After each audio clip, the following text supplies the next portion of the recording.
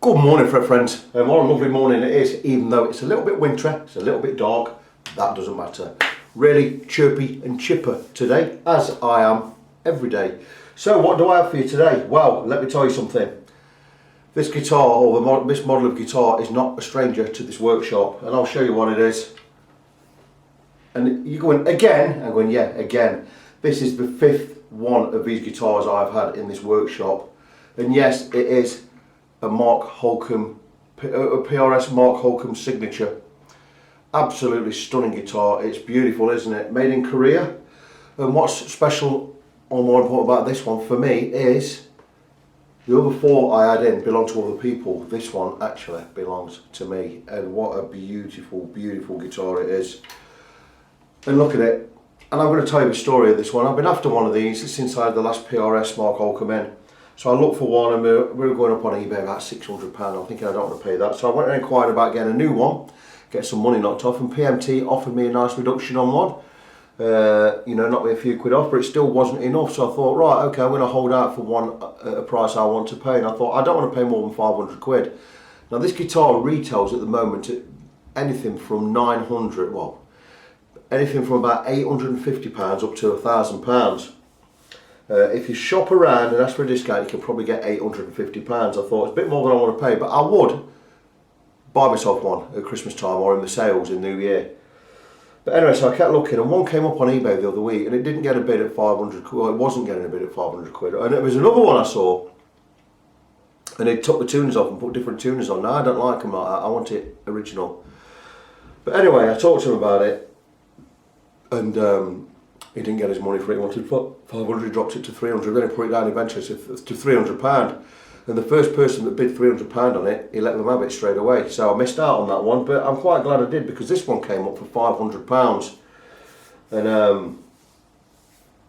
I messaged the guy on eBay. I shouldn't, I was quite naughty. And I offered to buy it outside eBay. I got done for that, by the way, but that's another story. And he said no. And he wouldn't reduce the price. He wanted 500 quid start for it. And he was in Ascot, and I said, well, could you meet me in London? I'll come down to London, pick it up, and I'll pay the full price. And he said, no, I can't meet you in London. I get the train into London, blah, blah, it's my time, and blah, blah, blah, I can't afford to do this and the other. So I thought, okay, I'll leave it. And I left it. But I didn't leave it for long. I left it for about an hour, to be honest. Anyway, I messaged him back. I says, look, here's a story. I says, one of these just sold for £300. I says, they're not fetching what you think they are, but that's not the story. The whole story is, if you sell this on eBay for 500 quid on first bid, eBay are going to take 10% as their fees, which is 50 quid gone, and PayPal are going to want a 25 quid fee if they take a fee. So I don't know what happened, but I left it there. I left him my phone number, left him my website address so he could contact me, whatever. And anyway, nothing happened. But 3 days later, I got a message from him. And he says, I've been considering your offer. He says, I could meet you in London. I could meet you if you could get to Soho, which is 2 miles away from Camden, where I like to go anyway, or my wife likes to go. I could meet you there and bring the guitar there, make me an offer. I did make him an offer straight away. Through eBay's channels. No, I didn't get his number. Did I get his number? He sent me his number, texted him. I accepted him 450 quid, he accepted it straight away. So absolutely brilliant. So I PayPal'd him a £50 deposit, as I would.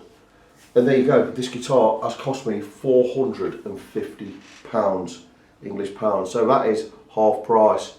It is fantastic, and it is the best one I've had in, and I'll tell you why that is in a moment. But anyway, let's see what I got with it.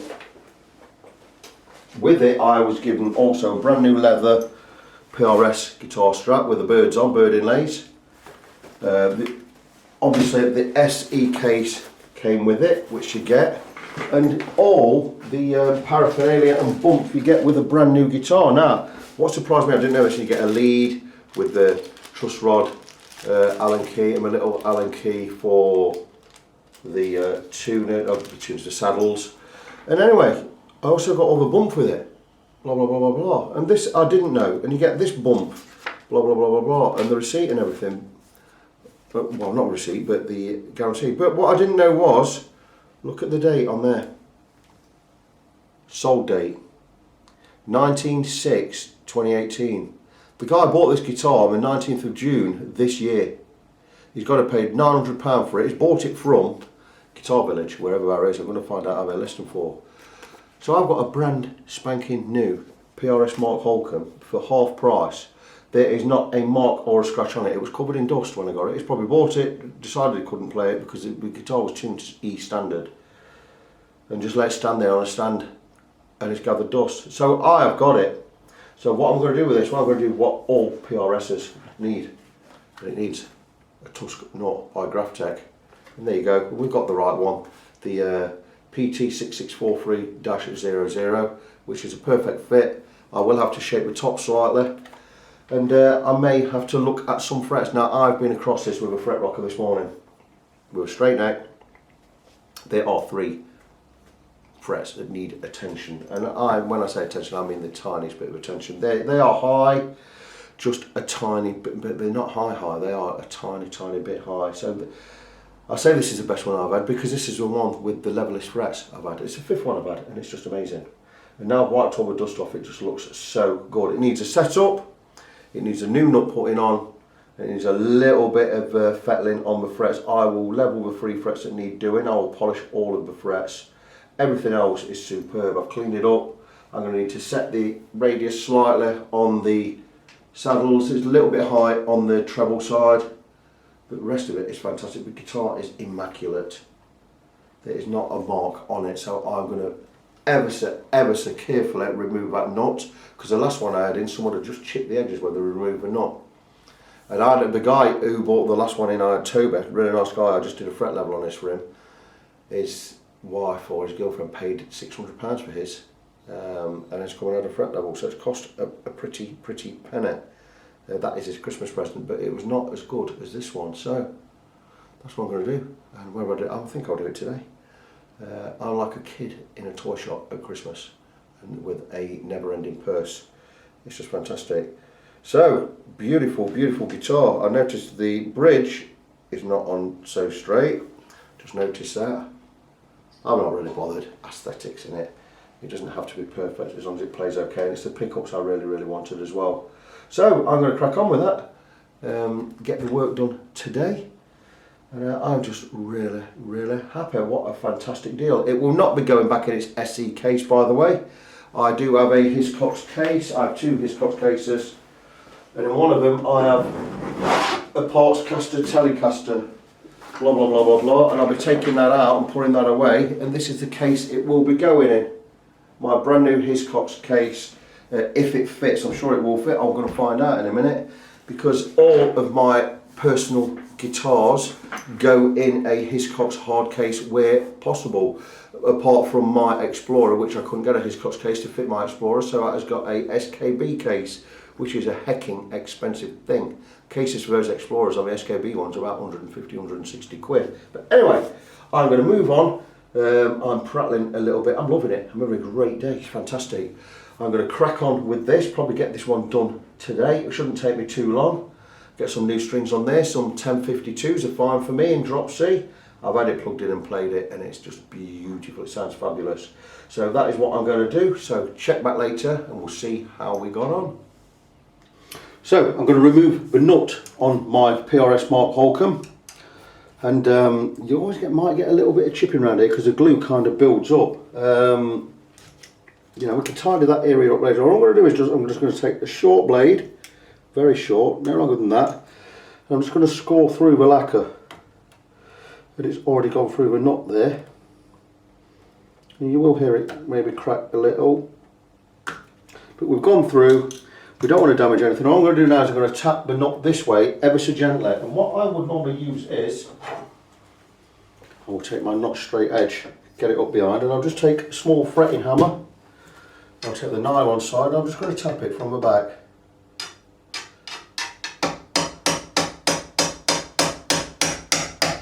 It don't want to go at the moment. It will go. I don't want to whack it off and cause any damage, which can be done. And there you go, it's flown off and we have no damage to the guitar at all. That's fantastic. There's a little bit of residue on the bass, that always does happen. It's a shame, but it's the way it goes. But what I'll do is I'll build this up with a little bit of wood dust and a little bit of super glue. What I'm going to do is just file over the top of where this lacquer went, because it does cause a little bit of mess. You're not going to see anything once this is done. I'm just going to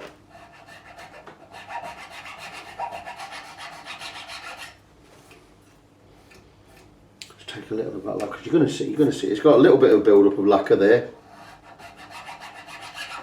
I have a safe edge on the back of this file, which is going against where the knot goes, and that should be enough. If I run my finger across there, you're not going to see anything. That's fantastic. So with the new nut in there, I'll find a little bit more of that. I'm going to get some tape over there, I think.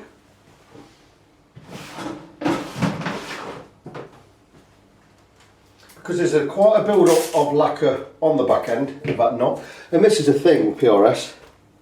Be lack of them after the nut's gone in. And it's a bit rude really. It's why when you knock them out, sometimes, I've knocked one out and it's taken a big chip of wood with it, and I've had to go and paint and get that repaired, and it's not cheap because I don't do paint and spray in here because I can't, so I have to go and pay someone else to do it,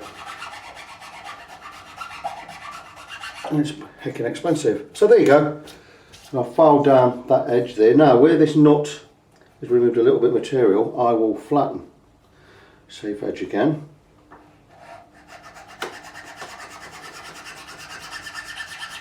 And it's why I like to go with a little bit of epoxy when I'm gluing a knot in. And that, again, there is beautiful. If I remove the tape now, you're going to see this is all nice and clean now at the edge. That's fantastic. If I got a bit of black marker across there, you're never going to see that joining when I put the new nut back on. Beautiful.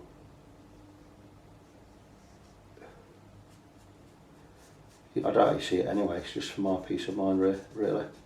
Just colouring over that little bit of lacquer. And there you go, that's fantastic. I'll let that dry 2 seconds. And there you go, it's beautiful. Take that back up again, I'm going to glue the new nut in place. And then what I'm going to do is I'm going to take the knot straight edge, I'm going to check that the neck's straight. And we're going to check for unlevel frets. Really simple. I will get the nut, I'm not going to put the nut on, thinking about it, because I have to level the frets first. So I'm going to move the guitar, I'm going to check the frets for level, when any of it need levelling, I will level, and we can come back and then we can glue the nut back on later. And I just want to show how well these black tusk nuts fit. This is part number PT-6643-00. It's the right one, it fits straight on to, it's quite wide, fits straight onto a PRS, made for a PRS. Look at that, absolutely perfect width.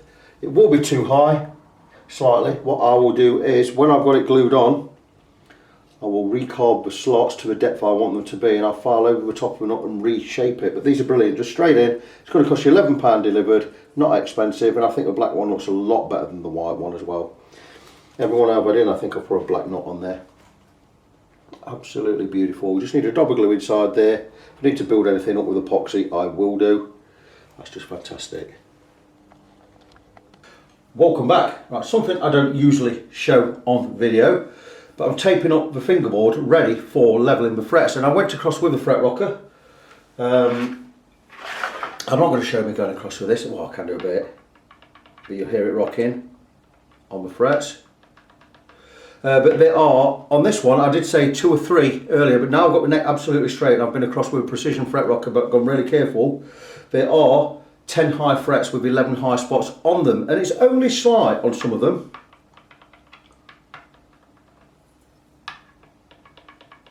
Quite high there, there's 3. Let's go here. 4, 5, but really slight, 6, 7 and 8, and you get the message, you get the idea. But what I'm doing is I'm taping up the fingerboard, and how I tape up the fingerboard is I need to tape up right up to the edge of the fret, and I'll use a masking tape, and sometimes you have to overlap it, sometimes you have to rip it in half to get it to work, and this for instance is not as wide as a fret, so I will do an overlap here. So what I'll do is tape up to one fret, tape the one next to it,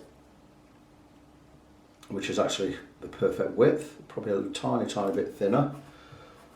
And then what I'll do is I'll take one piece again, rip it down the side, and I'm able to tape right up to this edge. And what we're doing is we're filling all of the wooded area, so we just leave the fret exposed. And what that means is when we file the frets, we're not going to get any filings going into the wood and getting lost anywhere and causing a, what's the word, a kerfuffle. Let's say causing a kerfuffle. So there you go, that was just a tiny bit narrow there. And now when it comes to these ones, for instance, I'm going to rip the masking tape in half, down the centre, and create an overlap, like so. Because we don't want it bunching up. So there you go, one side and the other side. We're going to do this until all of the wooden area, or the frets, oh sorry, not the frets, the spaces between the frets are covered. Then when it comes to levelling the frets, we're not going to get any filings in there or under the frets. We can just brush it off, blow it away. And we'll leave this tape on for when we do the polishing also, because we don't want to get any nasty, icky, horrible bits of filings under the frets or in the pickups. You'll also notice that I have, or maybe you'll notice, I've covered the pickups with some Scotch 3M low tack tape. This is the stuff, it's the best stuff, this one. Been buying this for years. It was a trick I learned from Nigel Roberts down at Leicester Luthier. And he said, yeah, just get some low tack tape and cover your pickups and everything, so you don't get filings where you don't want them. And this is going to create a clean working environment for filing frets, for crowning the frets, and for polishing the frets, especially if we use steel wool as well. Because we're going to be using fine graded paper, sandpaper in some areas. We're using sharp files, we're using steel wool. We don't want any of these filings getting anywhere where they shouldn't go. You'll also notice I have taped up the wings on the cutaways, because when I come to filing these frets, I don't want to be dinging the body, dinking into anything and causing a scratch, because then we've got to fix that as well. Now this one is my own guitar, but I'm still going to show you as much as I can on here. I've never shown this on video before, taping this up. It's not really exciting, is it? I imagine people like you just watching the videos, and I do something like tape up a fingerboard. That's why I've got most of it done off camera. But now you see we've created this really nice working environment where everything is taped off. We can keep everything clean. And when it comes to, because this is a low tack tape, when it comes to removing the tape later, it may leave a little residue. If it does, we just wipe it off. We'll get some naphtha or something and just wipe it off the finish. But we're not going to leave any gunk anywhere. We're not going to cause any damage to anything. And there you go. That is the whole fingerboard now covered. We're now ready to work here. I know the neck is level. There's no point in me checking the level with this now, because we've put tape on it. It's thicker in some places than others. But that'll give me a rough idea. I know I'm level. So it's just a matter of now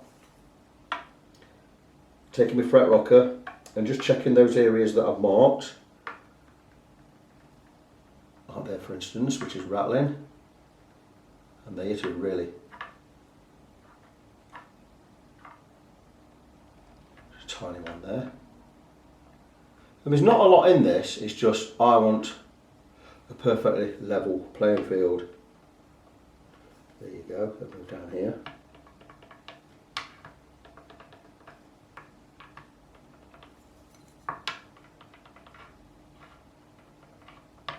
So nothing major, but we do want them, the frets completely level. I am, what's the word? Picky's not the word. I'm not picky. It's just I like things to be done properly. So what I'm going to do is I'm going to take a flat file and bring these right close to where they need to be. Then I'm just going to go across with a levelling beam and level the whole lot in just a few strokes. I'm only going to use 400 grit paper because these are not that high. Some of them need hardly anything removing. It's just I want to get them level. I'll use my levelling beam, which is here. I'm going to use them 400 grit side, nice and smooth. Some of the ones I'll have to recrown slightly. I'll end up recrowning the whole lot and polishing the whole lot anyway. I'm not going to show all of that work. I just want to show that that work is being done.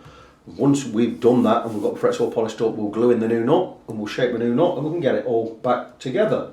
I will be getting a hard case of this guitar. I've already tried it in one of my Hiscox cases and it fits. It doesn't fit perfectly, but it fits nice and snug and it is not going to move about. So I think I'm going to get a new Hiscox case for this guitar. There's no way I'm leaving this in a soft padded bag. So come back later for another update.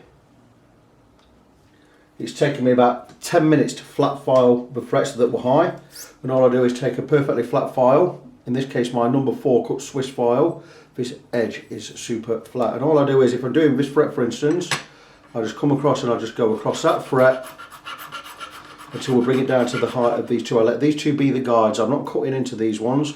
I'm just letting the file do the work on that one fret. And I do it for all the frets that needed work, and I have done. So what I'm going to do now, what I need to do now is I'm going to cover all of the frets, all 24 of them, in black pen. I'm going to go across with a levelling beam. Get some black ink on there so we're all black. And what I'm going to do is, once I go across with the beam, if I remove all this black in just a few strokes, it means the frets are all level. By doing this, we will put tiny scratches in them, going that way and that way. It'll be quite easy to polish out. But here you go, it's a levelling beam. This beam is milled perfectly flat down these two edges. It's 2 inch by 1 inch steel box section. And I've got 400 grit paper on this side. And I'm going to use this. I'm going to follow the radius, and we're just going to hopefully remove all this pen with no high spots. We may have a bit of fall off area on the frets at the far end, which is normal.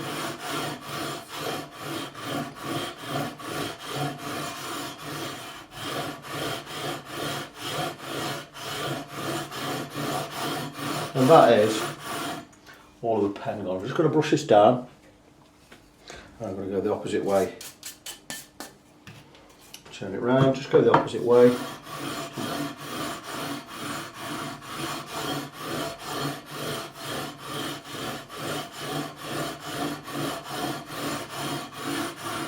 And that is it. All of the frets are silver. It means we don't have any high spots anywhere. That can only mean one thing. It means that the frets are level. So what I need to do now is I'm going to recrown. I might just scoot across with my profiling files. I have 2. I have 1. These are called profiling files because what these do is these have a curve built in. And when it comes to profiling, I'm just going to go across and just remove any flatness on the top. We're not going to remove any height though, because this curve is going to miss the top and just get into the edges. And once I've done it with that one, I'm going to use the diamond file. It's a diamond encrusted file. This was a gift from Nigel Roberts, and it's just a matter of reprofiling.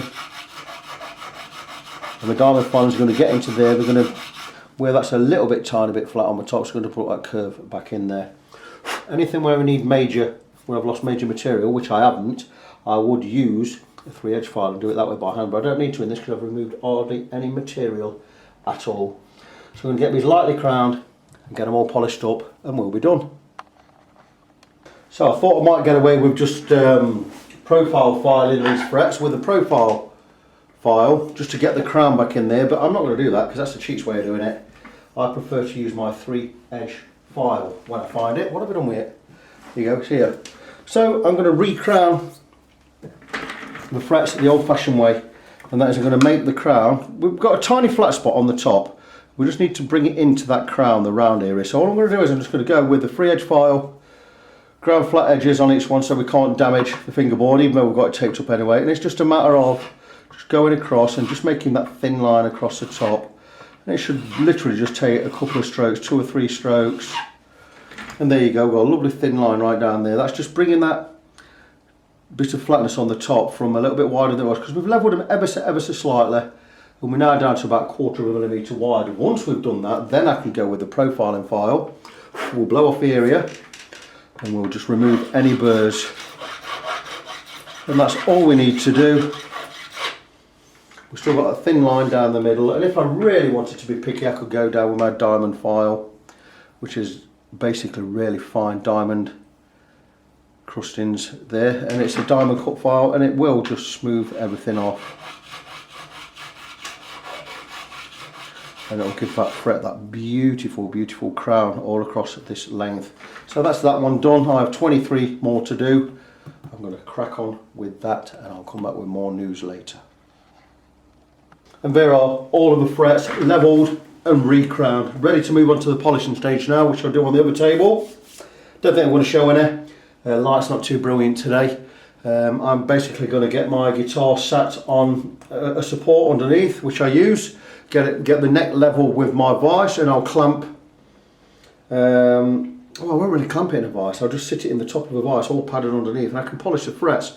And I'm going to polish with 5 different grits of wet and dry paper, from 800 grit through to 2500 grit, and I'll finish off polishing with steel wool. Once that's done, we can get the, I'm going to repair the nut shelf. There's a little divot missing there. I'm going to repair the nut shelf, get it perfectly flat. All I'll do is I'll fill in with a little bit of epoxy, get it nice and level, let it dry, file it flat, sand it smooth, and I'll glue the new nut in there. Then I can get on with cutting the nut tomorrow morning. Polishing will take me an hour or two. I'm not going to film any of it, the light's not too good in here today. You've seen me do it many times before. This being my guitar, I don't need to show everything. So I'm going to get that done for today, get the nut shelf repaired and filled. Well, it's not repaired, it's not broken, there's just a little divot missing there. I'll drop some epoxy in there, get it all smooth, nice and flat. I could even take a little off.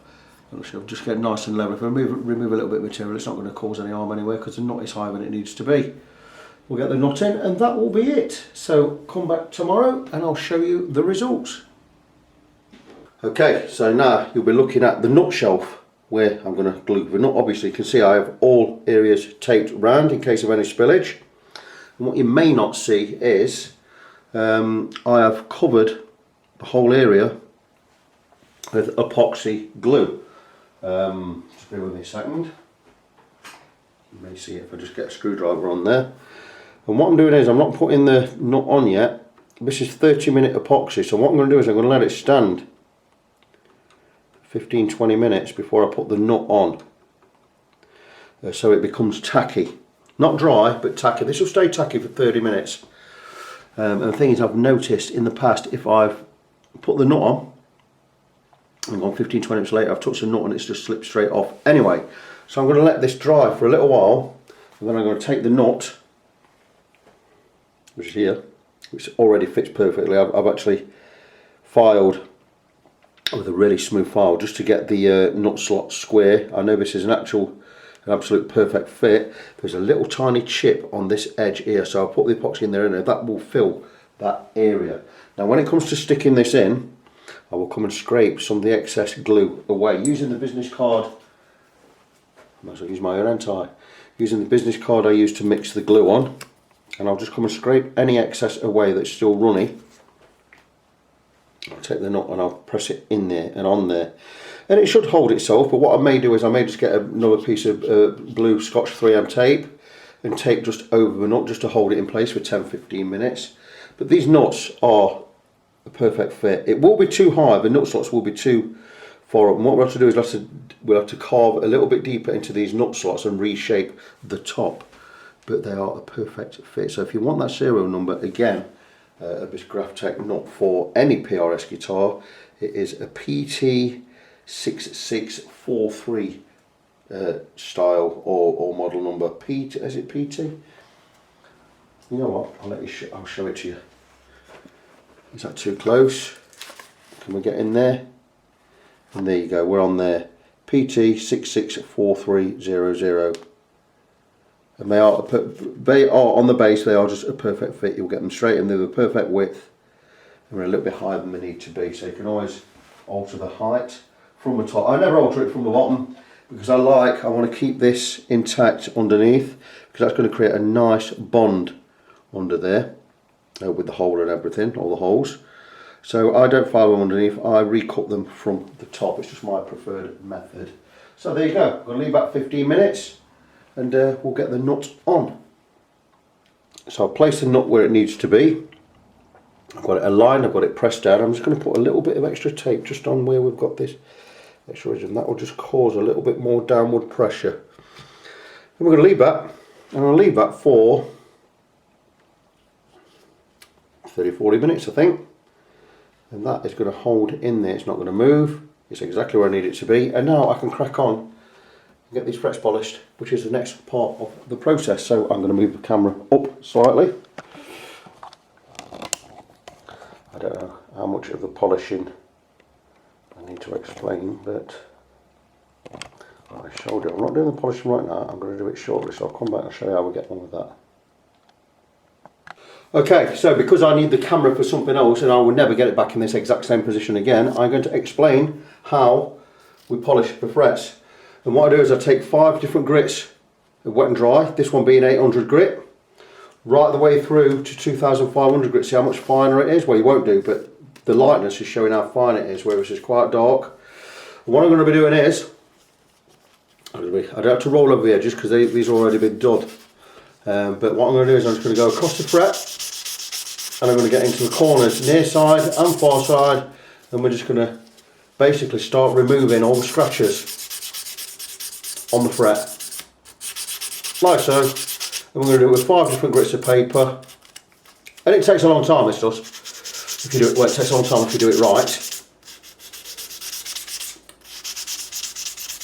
And once we've done with 5 grits of paper, we're going to finish off with finest grade steel wool. That will be it. And what we do is every time we polish, go across there, we're removing the scratches this way, and we go with an ever finer grit of paper until they're gone. And they'll be gone round about grit 1500, but we'll go with 2200 just to bring that shine out as well. Once we've done all that, we will finish off with steel wool, which will really bring it to a beautiful glass-like shine. And like I say, we don't polish to make them shiny, we polish to remove the scratches that we put in when we leveled the frets that way.